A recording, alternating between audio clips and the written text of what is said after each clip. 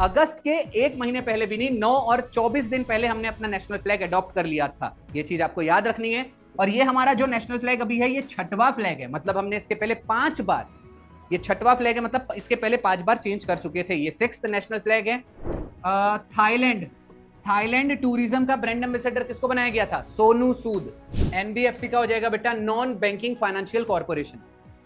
ये बैंक तो नहीं है, फिर भी आपको लोन दे सकती है, लेकिन एनबीएफसी बैंकिंग से थोड़ा डिफरेंट होता है। उसको अलग अलग जो भी होगा, मेटल है, ये है, वो है, उसको पिघला के अलग अलग क्रिएचर्स यहां पर फॉर्म किए गए। अच्छा, एक और बता रहा हूं, जो one of the latest national park है, आखिरी बार स्टेब्लिश किया गया था आसाम के अंदर ही। आसाम के अंदर का 7वां नेशनल पार्क रायमोना, एक फॉय सागर, ये एक बेटा आपका डैम था, इसका नाम चेंज करके रखा गया है रिसेंटली वरुण सागर। ओल्ड पार्लियामेंट का नाम क्या रखा गया है? संविधान भवन। अब पुराना जो आपका पार्लियामेंट था, उस राष्ट्रपति भवन, सॉरी, राष्ट्रपति भवन के अंदर ना आपके एक गार्डन था जिसका नाम है मुगल गार्डन, उसका नाम चेंज किया गया था अमृत गार्डन।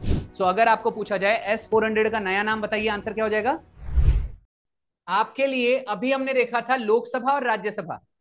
मैं हमेशा पता है कंपैरिजन क्यों बताता हूं, अभी भी बताना चाहूंगा, ये एक छोटे से डब्बे में बता देता हूं। फिलहाल सिर्फ दो चीजों का, सिर्फ दो चीजों की बात है।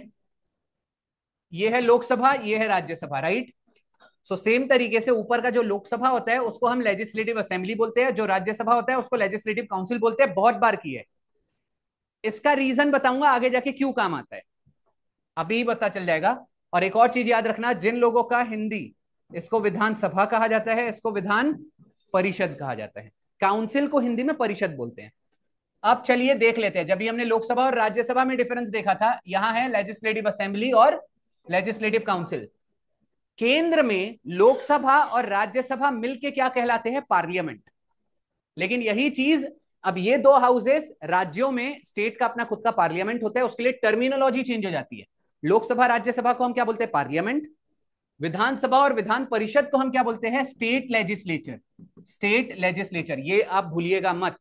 अगर कभी आपको किसी ने पूछ लिया व्हाट इज स्टेट लेजिस्लेचर, तो आपका आंसर क्या होना चाहिए? States parliament. बस नाम चेंज हो जाता है पार्लियामेंट का, राज्य स्तर पर नाम क्या हो जाता है? State legislature. बस ये टर्मिनोलॉजी आपको याद होनी चाहिए, बाकी बात खत्म हो जाएगा। अभी मैंने आपको याद कराया, लोकसभा नीचे क्या कहलाता है? Legislative assembly. अगर आपने ये याद कर लिया बेटा, एग्जाम आपकी एकदम टनाटन जाएगी। ठीक है, फिलहाल अभी वापस आ जाते हैं। मैंने कंपेयर क्यों कराया वो बताता हूं। लोकसभा को क्या कहा जाता था? Lower house. सो यहां पर लोअर हाउस क्या होगा? Legislative assembly. ऊपर राज्यसभा, यहां राज्यसभा ऊपर का, नीचे क्या कहलाता है? विधान परिषद। राज्यसभा को क्या बोलते थे? Upper house. सो यहां अपर हाउस कौन हो जाएगा? Legislative council. लोकसभा की एज क्या थी बनने की? 25। सो नीचे भी क्या हो जाएगी? 25। राज्यसभा की क्या थी? 30। इसकी भी क्या हो जाएगी? 30। लोकसभा के हेड को क्या बोलते थे? स्पीकर। सो इसके हेड को क्या बोलेंगे? स्पीकर। राज्यसभा के आपका हेड कौन था? चेयरमैन। सो इसका भी हेड क्या हो जाएगा? चेयरमैन। हर एक चीज इनकी सेम है। बस एक और चीज, ऊपर लोकसभा की मिनिमम सीट डिसाइड नहीं की गई है, इसकी यहां पर ये होगा आपका पहला फैक्ट चेंज, जो दूसरों से अलग है, लोकसभा से काफी अलग है। यहां पर मिनिमम इसकी सीट डिसाइड की गई है 60, और मैक्सिमम डिसाइड की गई है 500। लोकसभा में 550 था। मैक्सिमम सीट 500 से ज्यादा पूरे स्टेट में नहीं हो सकता। फिक्स मतलब अब क्या है, वो तो अपने अकॉर्डिंग जितनी पॉपुलेशन रहेगी उसके अकॉर्डिंग, बट किसी भी स्टेट में 500 से ज्यादा नहीं हो सकता। जैसे लोकसभा की मैक्सिमम सीट डिसाइडेड है 550, अभी कितनी है? 543। उसी तरीके से अगर आपको पूछा जाए लेजिस्लेटिव असेंबली में, लेजिस्लेटिव काउंसिल में मिनिमम सीट कितनी होती है? 40, और maximum 1/6 of the legislative assembly. ये चीज आपको याद रखनी है, ठीक है? नहीं, 1/6 नहीं, 1/3। अब 1/3 मतलब क्या? मान लेते हैं महाराष्ट्र में, मान लेते हैं कि 100 सीट है, कहां पर? लेजिस्लेटिव असेंबली में। इसका मतलब 100 तो या तो मिनिमम आपकी क्या है? 40। 100 के मतलब 200 मान लेते हैं, तो 200 का आपका 1/3 कितना हो जाएगा? 66 या 67। तो मैक्सिमम सीट इसकी कितनी हो जाएगी? 67। ये चीज समझ में आ गया? सो हम याद रखिएगा, लेजिस्लेटिव काउंसिल का मैक्सिमम जो सीट है वो नंबर्स में डिसाइड नहीं है, वो होता है 1/3 of the legislative assembly. That's it. कोई भी कहीं डाउट है? सारा चीज अच्छे से क्लियर है? गवर्नर रहता है, गवर्नर रहता है अगर बॉडीज पूछी जाए। अब एक और चीज बताऊं आगे जाके, हालांकि वो आपके लिए एडवांस हो जाएगा, अभी तक हमने पार्लियामेंट पढ़ा नहीं है सिर्फ। अच्छा, अगर आपने ये कंपैरिजन करना सीख गया तो ये आसान है। सिर्फ कंपैरिजन करते आना चाहिए। बस एक छोटी सी चीज है, इसका सबसे बड़ा फायदा बताता हूं, तुरुप का इक्का सीधा ट्रम्प कार्ड आपके हाथ में रहेगा। सिर्फ आपको पार्लियामेंट के ही आर्टिकल से याद करने हैं। 3 आर्टिकल बताता हूं सिर्फ पार्लियामेंट के आज। 3 आर्टिकल 79, 80 और 81। ये है बेटा मैजिक। अब देखो 79 क्या है आपका, पहला हमेशा आर्टिकल क्या होता है, बेस होता है, constitution of parliament. Constitution of parliament, constitution मतलब पार्लियामेंट कैसे बनता है, अभी बताया 3 बॉडीज को मिला के बनता है। सो 3 बॉडी कौन सी है आपको पता ही है, लोकसभा, राज्यसभा और प्रेसिडेंट। वो आर्टिकल 79 में कहा गया है। आर्टिकल 80 पहले बताओ, राजा बड़ा की प्रजा बड़ी। राजा बड़ा, हमेशा राजा के पास सब कुछ है। सो पहले आता है राज्यसभा, राज्यसभा। तो राज्यसभा का आर्टिकल क्या हो गया, 80। अब उसके बाद प्रजा आएगी, प्रजा मतलब लोकसभा, लोग आएंगे, लोकसभा। सो ये 3 आर्टिकल है आपके पास स्टार्टिंग के। अब बताता हूं मैजिक क्या है। अगर मान लो ये 3 रटा रटाया याद है आपको, अब पूरे आर्टिकल्स तो आप रट नहीं सकते, आधे आर्टिकल याद करोगे। आपके एग्जाम में मान लेते हैं क्वेश्चन पूछा, राज्यसभा का नीचे स्टेट लेवल पे नाम क्या हो जाता है, एलसी, और लोकसभा का क्या हो जाता है, एलए। आपको आपके एग्जाम में सिंपल क्वेश्चन पूछ लिया, एलए का आर्टिकल बताओ क्या है, लोकसभा का आर्टिकल क्या है, 81, -11 कर दो, -11, आंसर क्या आएगा, 70। आंसर हो गया 170। सेम तरीके से बस आपको -11 से ही आंसर निकल जाएगा। सिर्फ आपको रट्टा क्या मारना है, ऊपर वाली चीज यानी सेंटर वाली चीज, उसको कन्वर्ट करते आना चाहिए। अभी मैंने आपको बताया था, बस आपको याद क्या रखना है, लोकसभा का क्या होता है, एल एल ए, और राज्यसभा का क्या होता है, एलसी। बस ये चीज रट्टा मार लो, समझ में आ रहा है। अगर ये चीज रट्टा मार ली तो आपको कुछ याद करने की जरूरत नहीं है, सिर्फ आप एक आर्टिकल रट्टा मारो, दूसरा अपने आप निकल जाएगा। ऐसी ना बहुत बड़ी लिस्ट है जो मैंने लास्ट टाइम लिखाया था। फॉर एग्जाम्पल, पीएम का स्टेट में नाम क्या होता है, सीएम। प्रेसिडेंट का क्या होता है, गवर्नर। लोकसभा का क्या होता है, एलए। राज्यसभा का क्या होता है, एलसी। एजीआई का क्या होता है, एजीआई पढ़ाया नहीं हूं, लेकिन एजीआई बताया था, एजीएस। एजीआई मतलब क्या होता है, अटॉर्नी जनरल ऑफ इंडिया। मतलब ये बेटा प्रधानमंत्री मोदी का वकील है या राष्ट्रपति का वकील है, लिख लीजिएगा। एजीआई मतलब अटॉर्नी जनरल ऑफ इंडिया, और उसी का नाम स्टेट में क्या होता है, AGS, advocate general of state. अब ये सब आप सोच रहे होंगे हमको करा क्यों रहे हो बेटा, आप इसका आर्टिकल याद रट्टा मारना और उसमें कन्वर्ट हो जाएगा -11 से। 100 बार बता चुका हूं आज तक, चलो ठीक है, अगली बार याद है, एक बार ये बना के पूरा अच्छे से रट लो। तो राज्यसभा का क्या था, 80, 80 -11 69, तो 169। ठीक है, चलिए अगला वाला आप देख लेंगे। रिसेंटली महाराष्ट्र का हाईएस्ट अवार्ड, महाराष्ट्र का हाईएस्ट अवार्ड बांटा गया है बेटा। महाराष्ट्र का वैसे तो हाईएस्ट अवार्ड क्या होता है, महाराष्ट्र भूषण, महाराष्ट्र भूषण, राम जतर। डन। वैसे तो ये राम जतर नहीं होना चाहिए, वैसे तो ये बेटा राम सुतार है। ठीक है, हाँ राम सुतार हो जाएगा। अच्छा एक और चीज आपको याद रखनी है, एबल प्राइज इस साल, एबल प्राइज 2025 का, एबल प्राइज किसे कहा जाता है, इसको कहा जाता है बेटा मैथ्स का नोबल, मैथ्स नोबल प्राइज। सो आपको एक और चीज बताना चाहूंगा, नोबल प्राइज मैथ्स की फील्ड में नहीं दिया जाता, बस एबल प्राइज का निक नेम हो जाएगा। ठीक है, एबल प्राइज का निक नेम क्या हो जाएगा, मैथ्स नोबल। इसको मिला है मासाकी काशिबारा, मासाकी काशिबारा, ये जापानीज मैथमेटिशियन है। तो आपको ये भी चीज याद रखनी है। इस साल का ज्ञानपीठ अवार्ड हिंदी के क्षेत्र के लिए विनोद कुमार शुक्ला को दिया गया है, विनोद कुमार शुक्ला। ठीक है, 59th ज्ञानपीठ अवार्ड, भूलना नहीं है। Award section clear, 59th Jnanpith award, GNAN, VK Shukla. ठीक है, विनोद कुमार शुक्ला। अगला, इस बार Indian army commander conference, Indian army commander conference 2025 अगर पूछा जाए कहां रखा गया था, आंसर हो जाएगा दिल्ली। ठीक है,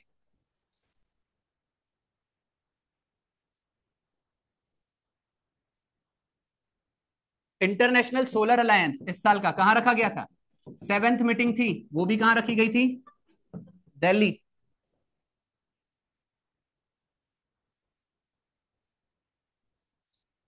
solar alliance, international solar alliance, इसका हेडक्वार्टर कहां हो जाएगा? गुरुग्राम।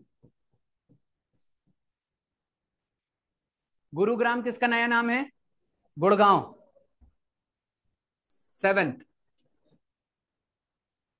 चलिए, सोलर से याद आया, इंडिया की first solar city Sanchi.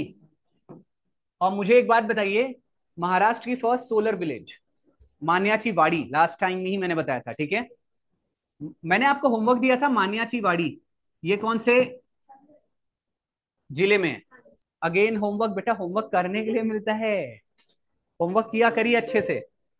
Maharashtra का पहला सोलर विलेज मान्याची वाड़ी। चलिए, ये भी मेरे ख्याल से मैंने बताया था लास्ट टाइम आपको, कोरियम टूरिज्म एम्बेसडर, साउथ कोरिया की टूरिज्म एम्बेसडर किसको बनाया गया है? बेटा, आप लोग एक सीरियल देखते होंगे स्टार प्लस की, ये रिश्ता क्या कहलाता है, हिना खान। हिना खान को कैंसर हुआ था, पता है ना?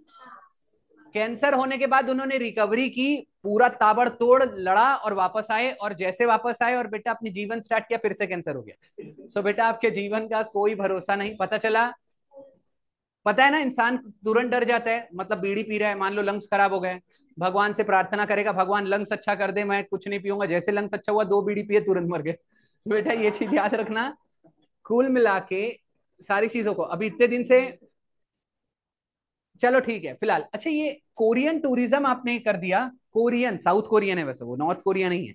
आपको एक और चीज याद रखना है, थाईलैंड, थाईलैंड टूरिज्म का ब्रांड एम्बेसडर किसको बनाया गया था? सोनू सूद। सोनू सूद। एक चीज और था, कैटरीना कैफ को मालदीव्स, मालदीव्स टूरिज्म का ब्रांड एम्बेसडर कटरीना कैफ को बनाया गया है, कटरीना कैफ। और स्विट्जरलैंड टूरिज्म, स्विट्जरलैंड टूरिज्म का किसको बनाया गया है बेटा? Roger Federer. ये टेनिस प्लेयर है, बहुत ज्यादा फेमस, ठीक है? इस साल जो लोग बेटा बैंकिंग का एग्जाम देने वाले हैं या दे रहे हैं, सारी चीज कर रहे हैं, उनके लिए one of the best news, one of the important news इस साल की आपकी रहने वाली है, नेक्स्ट वाली ये हो चुका है। चलिए, भारत का first e commerce company, Bharat का फर्स्ट ई कॉमर्स कंपनी जिसको अभी रिसेंटली एनबीएफसी का लाइसेंस दिया गया है, एनबीएफसी का लाइसेंस दिया गया है, ठीक है? आंसर हो जाएगा आपका बेटा फ्लिपकार्ट। एनबीएफसी का हो जाएगा बेटा नॉन बैंकिंग फाइनेंशियल कॉर्पोरेशन। ये बैंक तो नहीं है, फिर भी आपको लोन दे सकती है, लेकिन एनबीएफसी बैंकिंग से थोड़ा डिफरेंट होता है। बैंक से कैसे डिफरेंट होता है? बैंक आपका डिपॉजिट भी लेता है, उसके बाद आपको लोन देता है, ये सिर्फ लोन देते हैं, आपको चेक इशू नहीं कर सकते, सारी चीजें नहीं कर सकते, तो ये थोड़ा डिफरेंट होता है। सो जनरली क्या होता है, बैंक से जिनको लोन नहीं मिलता वो लोग यहाँ चले जाते हैं, इंटरेस्ट यहाँ थोड़ा सा ज्यादा चार्ज किया जाता है, सारी चीज की जाती है, लेकिन आपको लोन मिल जाता है। तो आपको ये याद रखना है, भारत की पहली ई कॉमर्स कंपनी कौन हो जाएगी? फ्लिपकार्ट। फ्लिपकार्ट के बारे में मैं बताना चाहूंगा, ये कोई आपको इसमें अचंभित नहीं होना चाहिए अगर आपके एग्जाम में क्वेश्चन ये पूछ ले कि फ्लिपकार्ट का फाउंडर कौन था, ठीक है? क्योंकि एक वैसे भी क्वेश्चन में चल रहा है, बिनी बंसल, लिख लीजिएगा, बिनी बंसल मारवाड़ी छे। तो मारवाड़ी छे क्यों बोला मैं? ये तो गुजरात। चलो ठीक है।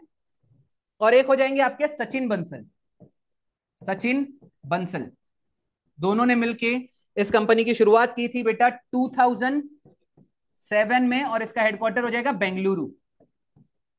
बस मोर देन इनफ हो जाएगा। अच्छा, एक कंपनी की बात कर ही रहे हैं तो आपको ये पता होगा, अम्मी जान।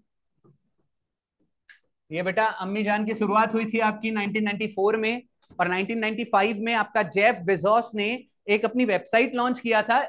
अम्मी अमेजॉन है वो, ठीक है बेटा, अमेजॉन, ठीक है? अम्मी जान तो नहीं लिख लिया आपने? 1994। हाँ नहीं, अम्मी, अरे अम्मी जान ये एक जोक आया था, जाने दो फिलहाल। चलो ठीक है, तो आपको बस ये याद रखना है कि 1994 में उन्होंने अपनी कंपनी की शुरुआत की थी। वो टकले को भी नहीं मालूम होगा कि यार आगे जाके इतनी बड़ी कंपनी बना लूंगा जिसकी कोई हद नहीं है। आपको पता है 1995 में एज ए बुक स्टोर, वो उससे पहले सिर्फ बुक सेल करना चालू किया। उसको खुद को, मैं बता रहा हूं, किसी इंसान को नहीं पता होने वाला होता है कि वो यहां पहुंचेगा, बस इमेजिनेशन होता है आपके। कौन थे वो, एक बहुत फेमस, यही कहीं रखा है ये भाई साहब आपके सामने है, कौन है ये? आइंस्टाइन। आइंस्टाइन ने बोला था your imagination is more powerful than your words. ठीक है, आपके वर्ड्स, आपका बुद्धि, विजडम, ये मायने नहीं रखता अगर आपका इमेजिनेशन ही ठीक नहीं है। नहीं तो बेटा, मैं बताना चाहूंगा, स्मार्ट सब होते हैं, होशियार सब होते हैं, दिमाग सबके पास है, वही बेटा 1250 ग्राम का सबके पास इक्वल है। समय भी सबके पास 24 घंटा इक्वल है। बट फिर भी एक कलेक्टर, एक इधर एक उधर, समझ में आ रहा है ना? सेम चीज, अलग अलग पोस्ट, अलग अलग जगह सारे लोग हैं। सिर्फ आप अपने आप को इमेजिन नहीं कर पाते हो। बहुत सारे लोगों की मेंटेलिटी मैंने स्पेशली गवर्नमेंट क्षेत्र के लिए देखा है, जब एक बार, दो बार, तीन बार फेल होते हैं ना, तब उनको लगता है यार सीढ़ी चढ़ेंगे, धीरे धीरे धीरे धीरे, पहले पोछा मारने की ले लेते हैं। क्योंकि वैसे भी ग्रुप, आपको मैं बताना चाहूंगा, वैसे मुद्दा वो भी पोस्ट अपने आप में है, उसकी भी रिस्पेक्ट अलग है। कुल मिला के लोगों को क्या चाहिए? आप सरकारी नौकरी पाइजे, सरकारी नौकरी मिली तर वल्ले वल्ले, ये तो क्लियर कट होता है आपको। यहाँ इवन रेलवे में ग्रुप डी की, आपको पता है 3-3 करोड़, 4-4 करोड़ लोग फॉर्म भरते हैं रेलवे जीडी के लिए। ग्रुप डी में मेरे ख्याल से बहुत सारे लोग तो जीडी बस भर देते हैं 3 करोड़ में, बाद में 2 करोड़ 90 लाख लोगों को पता चलता है अच्छा पोछा मारना था, तो फिर पता चलता है उन लोगों को वो चीज करनी नहीं है। तो आधे लोग फॉर्म बस भर देते हैं, वो इतने सीरियस कैडेट्स नहीं होते। तो आपको बस बेटा ऐसे नहीं करना है कि हमेशा अपने ड्रीम को छोटा मत करो। अगर एक बार, दो बार, तीन बार फेल हो रहे हो बेटा, जब तक आप लोग आखिरी बार, आखिरी अटेम्प्ट तक फेल नहीं होते, टेंशन नहीं लेने का। एक और चीज, फेल होने पे आपको अपना ड्रीम चेंज नहीं करना चाहिए, अपनी प्लानिंग चेंज करनी चाहिए। तो सारी चीजें आपको, प्लानिंग अपना कैसा, प्रिसीजन कैसे रखना है, सारी चीजें उस पर फोकस करना चाहिए। हर बार सेम मेहनत करोगे, रिजल्ट भी सेम ही रहेगा। चलो अगला वाला देख लेते हैं। एबल प्राइज हो गया, इंडियन आर्मी कमांडर, सारी चीज हो गई, इंडिया का फर्स्ट। चलिए ठीक है, इंडिया का first waste to wonder, India's, हाँ, first waste to wonder wildlife sanctuary. अगर क्वेश्चन पूछा जाए ये कहां पर स्टेब्लिश किया गया है, आंसर हो जाएगा नोएडा, यूपी। बेटा नोएडा वैसे दिल्ली नहीं, यूपी में आता है, बहुत सारे लोग बॉर्डर पे ही है। ठीक है, तो आपको ये याद रखना है। हाँ, एनसीआर में आ जाएगा। जंगल ट्रेल, इसका नाम क्या रखा गया है? जंगल ट्रेल। अब ये वेस्ट टू वंडर क्यों कहा गया है? लगभग 500 टन, 500 टन आपका जो स्क्रैप था, कचरा था, उसको अलग अलग, जो भी होगा, मेटल है, ये है, वो है, उसको पिघला के अलग अलग क्रिएचर्स यहां पर फॉर्म किए गए हैं। पूरा का पूरा कचरे से ही बेटा पार्क बना दिए। तो आपको ये याद रखना है कि कहां पर खोला गया ये। अब एक काम कर रहे हैं, वाइल्ड लाइफ सेंचुरी मैंने बता ही दिया, तो आपके एग्जाम में ना नेशनल पार्क के ऊपर क्वेश्चन आता है। इंडिया का one of the latest 107th I think national park आपका था सिमलीपाल। Similipal, Similipal national park. देखो, भारत में 108 109 नेशनल पार्क है, लेकिन मैं बोल रहा हूं सबसे हाईएस्ट पॉसिबिलिटी इस बार अगर नेशनल पार्क से आने की है तो वो ये है। इसके अलावा ये है बेटा आपका उड़ीसा में, क्वेश्चन यही पूछेगा, बताइए ये नेशनल पार्क कहां पर है? Orissa. One of the latest, बेटा वैसे तो ये क्वेश्चन ऐसे नहीं आएगा, टर्टल्स और सारी चीजें।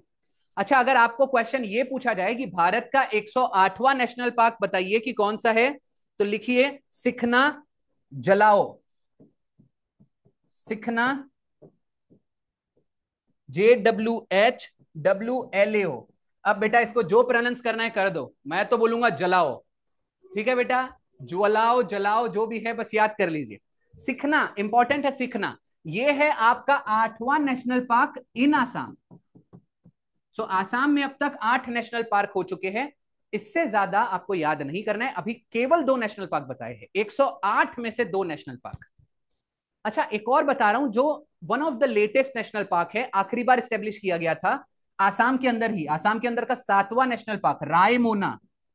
रायमोना, आपने सुना होगा कि वो एक मूवी थी ना यार अक्षय कुमार की, Mona darling. Mona darling movie का नाम नहीं है, मूवी का करण जोगलेकर, पता है आपको? कैरेक्टर पुलिस इंस्पेक्टर होता है, वैसे भी क्या लेना देना, बस आप याद रख लीजिए। राय मोना में मोना आ रहा है, मोना डार्लिंग बेटा बहुत फेमस कैरेक्टर है आपकी बॉलीवुड मूवी का। चलिए ठीक है, ये हो गया। मोना तो आपने सुना ही होगा,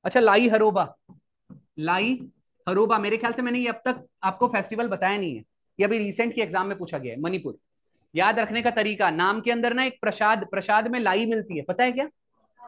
वो लाई मतलब मुरमुरा वो टाइप रहता है। सो लाई खरीदने के लिए क्या चाहिए? मनी। तो आप याद रखना, लाई जैसे ही आया बेटा मणिपुर। हाँ, जेंडर गैप रिपोर्ट में हमारा इंडेक्स में रैंकिंग चेंज हो गया है, जेंडर गैप इंडेक्स। अब जेंडर गैप इंडेक्स में मैंने लास्ट टाइम बताया था 129 रैंकिंग थी, अब 131 हो गया है। सो अपडेट कर लीजिएगा। पीस इंडेक्स में पहले हमारा 116 था, इसमें भी 2 रैंकिंग और नीचे चले गए, 118 हो चुका है हमारा। प्रेस फ्रीडम इंडेक्स में 151 रैंकिंग, इसमें थोड़ा इंप्रूवमेंट हुआ है। मेरे को समझ में नहीं आ रहा, पहले हम पूछते थे आम कैसे खाना है, रिसेंट में हम और नए नए क्वेश्चन में पहुंच गए। ये जैसे ही क्लास हो जाएगा, ऑनलाइन मोड बंद हो जाएगा, तो आपको एक इंटरव्यू दिखाया जाएगा, बहुत अच्छे अच्छे इंटरव्यूज रिसेंटली वायरल हुए। हाँ, press freedom index, press freedom index. चलिए, और एक आपका environment performance index, environment performance index में हमारा 176 था, ठीक है। और फ्रीडम एक्सप्रेशन इंडेक्स में 24, फ्रीडम एक्सप्रेशन इंडेक्स, इसमें हमारा हो जाएगा 24। पॉवर्टी लेवल में अलग अलग है, पॉवर्टी लेवल के इंस्टीट्यूट भी अलग होती है, मल्टी डायमेंशनल पॉवर्टी अलग है, पॉवर्टी ओवरऑल भी अलग है, हंगर इंडेक्स अलग है। हंगर इंडेक्स का मैंने क्या बताया था? वैसे पॉवर्टी का पिछले 2 सालों से निकला भी नहीं है, 2023 में लास्ट टाइम निकला था, सो उस टाइम का डेटा नहीं पूछेगा। फिलहाल हमने लास्ट टाइम देखा था, आपका करप्शन इंडेक्स में हमारी रैंकिंग क्या थी? 96। ये भी आपको डेटा मैंने अपडेटेड वाला दिया था, ठीक है। अगर करप्शन इंडेक्स पूछे भारत का रैंकिंग क्या है? 96, मतलब जम के कमाओ और कमाने दो, ठीक है बेटा।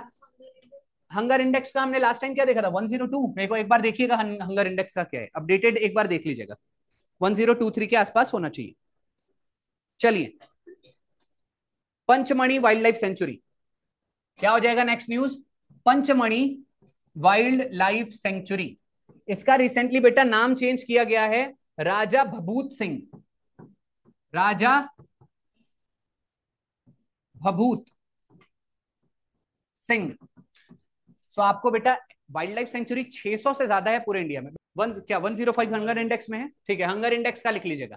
चलिए, अगला एक काम करते हैं, रिसेंट में जो जो चीजों के नाम चेंज हुए वो थोड़ा बहुत देख लेते हैं।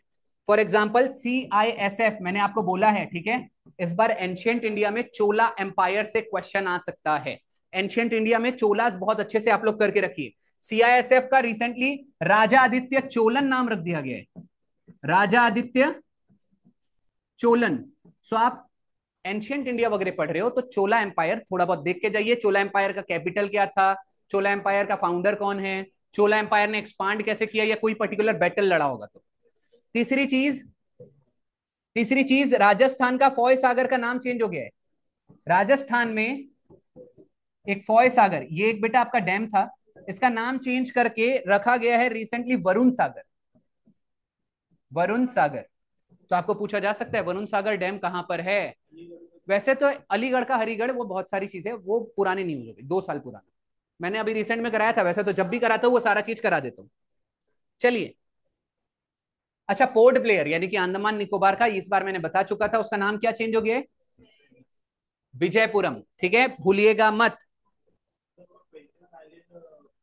वो भी 2022 में चेंज हुए थे, 2022-21 में, 4 साल पुरानी है, 21 उसमें। हाँ बेटा, वाइल्ड लाइफ सेंचुरी, यहाँ पर ये बेटा ये पंचमणि, पंचमणि वाइल्ड लाइफ सेंचुरी, हाँ। अंडमान निकोबार का जो कैपिटल सिटी है, जिसका नाम पहले क्या था? पोर्ट ब्लेयर, पोर्ट ब्लेयर, ये बेटा आपका अंडमान निकोबार का कैपिटल है, इसका नाम हो चुका है विजयपुरम, विजयपुरम। और अब ये और भी बहुत सारे रीनेम किए गए हैं, लेकिन वो सब मैंने पहले बता चुका है। आपका पहले ओल्ड पार्लियामेंट का नाम संविधान भवन हो चुका है, नहीं याद है? दोबारा लिख लो, ओल्ड पार्लियामेंट का नाम क्या रखा गया है? संविधान भवन। अब पुराना जो आपका पार्लियामेंट था, उस राष्ट्रपति भवन, सॉरी, राष्ट्रपति भवन के अंदर ना आपके एक गार्डन था जिसका नाम है मुगल गार्डन, उसका नाम चेंज किया गया था अमृत गार्डन। ये, और एक और चीज, हमारी रशिया के साथ एक डील होती है S-400 की, इसका भी नाम चेंज करके सुदर्शन हो गया है। सो अगर आपको पूछा जाए S-400 का नया नाम बताइए, आंसर क्या हो जाएगा? सुदर्शन। S-400 क्या है बेटा? एक शिप है जिसकी हमने फ्रीगेट्स, इसको मैंने बताया था, इसका क्या नाम है? ये क्या है? एक फ्रीगेट है। फ्रीगेट्स मतलब क्या? ऐसी शिप जिसका छोटा मोटा वॉर चल रहा है तो हम इसको भेज सकते हैं, इसके अंदर मिसाइल विसाइल सारी चीजें रहती है। सो आपको ये याद रखना है, S-400 ये पूरा मिसाइल सिस्टम है, इसके अंदर डिप्लॉय किया जाता है। S-400 का नया नाम क्या हो जाएगा? सुदर्शन। किसके साथ डील हो रही है हमारी? हो चुकी है रशिया के साथ। नेक्स्ट आपका है बेटा national flag day. National flag day कब मनाया जाता है? आंसर हो जाएगा 22 जुलाई। आज की तारीख क्या है? 20 जुलाई, यानी परसों बेटा आपका नेशनल फ्लैग डे होगा। ठीक है। अच्छा, नेशनल फ्लैग डे 22 जुलाई को क्यों मनाते हैं? क्योंकि 22 जुलाई 1947 को हमने अपना नेशनल फ्लैग ऑफ इंडिया को अडॉप्ट किया था, याद रख लीजिएगा। हमको आजादी मिली अगस्त में, अगस्त के एक महीने पहले भी नहीं, 9 और 24 दिन पहले हमने अपना नेशनल फ्लैग अडॉप्ट कर लिया था। ये चीज आपको याद रखनी है। और ये हमारा जो नेशनल फ्लैग अभी है, ये छठवां फ्लैग है, मतलब हमने इसके पहले 5 बार, ये छठवां फ्लैग है, मतलब इसके पहले 5 बार चेंज कर चुके थे। ये 6th नेशनल फ्लैग है। अगर आपको क्वेश्चन पूछा जाए हमारा नेशनल फ्लैग किसने बनाया था पहली बार? पिंगाली वेंकैया। बेटा ऐसा माना जाता है, ऐसी अफवाह उड़ी थी, ये वेंकीज नहीं है कि आइसक्रीम शॉप को इनको डेडिकेट की गई है। तो आप लोग फिलहाल ये याद रखिएगा, पिंगाली वेंकैया। कौन सी गाली? पिंगाली, Pengali। वेंकैया Venkai। बेटा ये वेंकैया हो सकता है, मेरी स्पेलिंग हाँ ठीक है बेटा। चलिए, हो चुका है ये। एक नया LIC का CEO अपॉइंट किया गया है रिसेंटली, जिसका नाम है सतपाल भानु। सतपाल भानु, ये हो जाएंगे आपके LIC के नए CEO। LIC की स्थापना कब हुई थी? 1956। LIC का हेडक्वार्टर कहां हो जाएगा? दिल्ली। इसके पहले कौन था वैसे तो पूछने नहीं वाला, लेकिन फिर भी लिख लो, कई बार होता है। S मोहंती। S मोहंती इसके पहले CEO थे, इनको रिप्लेस किसने किया है? इसने। ठीक है, मिस्टर भानु ने। भानु, अच्छा भानु से याद है, अच्छा हाँ अभी धनु पता है? भानु धानु, राजीव गांधी को इन्होंने उड़ाया था।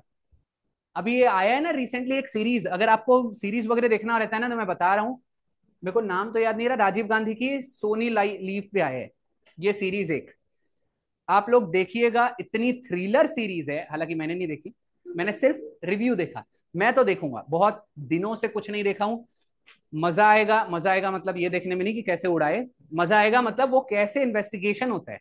मैं बता रहा हूँ, दिमाग का तार तार खुल जाता है, मतलब इंसान ना थोड़ा एक्टिव होने लगता है कि अच्छा हाँ मैं अगर होता तो क्या करता उस सिचुएशन में। ठीक है। हालांकि राजीव गांधी को पहले ही बोल दिया जा चुका था कि आपको सर उड़ा दिया जाएगा, बोले देख लेंगे।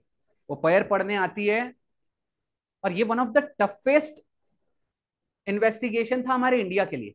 इसके पहले जब गांधी जी को उड़ाए, क्लियर कट वो बंदा सामने है, पूरे एविडेंसेस मिल गए सब, वो shut open and shut case था। उसके बाद भी आप देखिएगा, इंदिरा गांधी को उड़ाया गया तो वो भी ओपन एंड शट केस था, सामने देख लिया। यहां तो बेटा बम जब उड़ा ना तो पूरे एविडेंसेस भी उड़ गए, तो समझ में ही नहीं आया कि हुआ कैसे, क्या हुआ, कैसे हुआ। सीरीज देखना, वो एक क्लू ढूंढने में उनको थोड़ा समय लगा, वो तो न्यूज़पेपर के कारण। न्यूज़पेपर में एक आर्टिकल में फोटो आई और वहां एक कर्नल बैठ के बस न्यूज पढ़ रहा है, उसने बोला ये क्या है, बोले यहां से एविडेंस हो सकता है, एक टुकड़ा मिला उसको कैमरे का, उसको फिर उन्होंने रिवाइव किया, उसका डेटा सब कुछ किया, और आपको मजा आएगा। बाकी चीज समथिंग हंट मूवी सीरीज का नाम है। ठीक है, चलो अगला वाला देख लेते हैं। इंडिया का फर्स्ट अंडर वाटर म्यूजियम कहां पर बनाया गया है? महाराष्ट्र। भारत का पहला अंडर वाटर म्यूजियम, क्वेश्चन पूछा जाएगा कहां पर बनाया गया है बेटा? महाराष्ट्र में बनाया गया है। महाराष्ट्र में कहां बनाया गया है? सिंधुदुर्ग। कोई यहां सिंधुदुर्ग का था क्या? नहीं है। और भारत का अगर पूछ लिया जाए फर्स्ट मैरीटाइम म्यूजियम, मैरीटाइम का मतलब होता है रिलेटेड टू द सी, भारत का पहला मैरीटाइम म्यूजियम अगर पूछा जाए, लोथल गुजरात। सो अब मैं बता रहा हूं, देखो न्यूज में क्या आया है इस बार, लोथल। और लोथल किसका साइट है बेटा? इंडस वैली सिविलाइजेशन का। सो एंशियंट इंडिया में आपको इस बार हड़प्पन सिविलाइजेशन अच्छे से पढ़ना चाहिए, स्पेसिफिकली सीडीएस सब कुछ। इस बार हो सकता है, मैंने दो आपको एंशियंट का होमवर्क ही दे दिया, एक चोला एम्पायर या चोला डायनास्टी, और एक हो गया आपका इंडस वैली सिविलाइजेशन लिख के, और जैनिज्म तो पहले ही बताया है। भारत का पहला डिजिटल म्यूजियम, भारत का पहला डिजिटल म्यूजियम पुणे में ही स्टेब्लिश किया गया था। भारत का पहला कॉन्स्टिट्यूशन पार्क ये भी पुणे में ही स्टेब्लिश किया गया है। डिजिटल म्यूजियम किसको डेडिकेट किया गया था? जैनिज्म को। जैनिज्म के टोटल 24 तीर्थंकार है, उनके यहां पर आपको डेटा मिल जाएगा। हमने पिछली बार आपका क्या कंप्लीट कर लिया था? Fundamental writes articles. इस बार ना थोड़ा सा एक काम करते हैं, हम छोटी सी क्लास लेते हैं आज, आगे बढ़ के कंटिन्यूअस क्लास ले लेते हैं। 36 से लेके 51 तक क्या कवर कराता हूं आज? डीपीएसपी। सो आपका ना वन शॉट ऐसा ऐसा ओवरऑल ऊपर ऊपर कवर हो जाएगा। वैसे भी अभी बता रहा हूं, पिछली बार जो कवर कराया आपको ना, फंडामेंटल राइट का 50% डेटा, 60% ऑलरेडी है। आप कॉन्फिडेंट फील कर सकते हो, उसी के अंदर से क्वेश्चन आएगा। हम आगे बढ़ते हैं, उसको डिटेल में बाद में देखते हैं, ठीक है? क्योंकि उसको ना मैं एक बार क्लस्टर अरेंज करता हूं प्रॉपर, क्योंकि बहुत बड़ी नोट्स है, उतना आपके काम नहीं आने वाला। उसको थोड़ा कंपाइल करके छोटा करके लाऊंगा। आज हम क्या चालू करने वाले हैं? डीपीएसपी। 15 मिनट का बेटा ब्रेक है, मिलते हैं ब्रेक के बाद। धन्यवाद।